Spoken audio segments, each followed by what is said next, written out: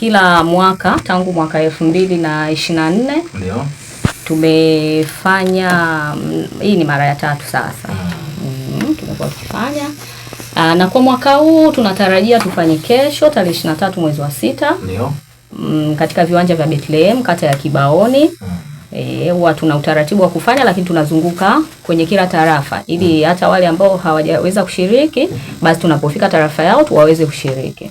Ndio, mwaka juzi tulifanya kata ya Kibaoni ya tarafa manake hii ni awamu ya 3. Ndio. Kwa hapa Ifakara chama hiki kilianzishwa mwaka 2023. Ndio. Kwa hiyo maadhimisho ya kwanza tulifanya mwaka 2024. Mdogo mambo pamoja na changamoto, lakini bado chama kipo. Ndio. Tunazidi kukiimarisha na tunaendelea kusajili wanawake wajane. Ndio. Ambao hawajasajiliwa basi na kuhamasisha wale wengine ambao bado wanasita. Na sasa hivi pengine wastani mko ngapi kwenye chama? Naweza kufikia sasa hivi ni karibu 5,000.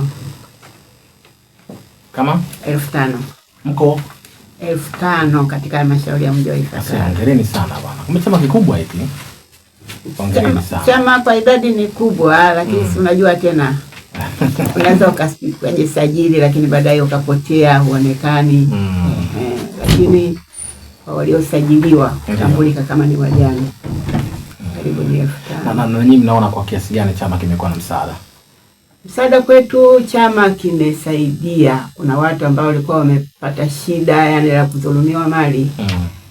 Wamerejeshewa.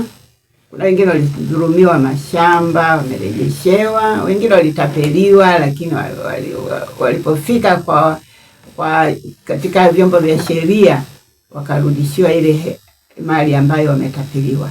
Lakini kingine ni kwamba kuna bima za afya ambazo zimeweza kutolewa kwa wadau ambao wametolewa, japo hawajapata wote, lakini tunaenda kila kata angalau tunachukua wachache ili waweze kunufaika nazo.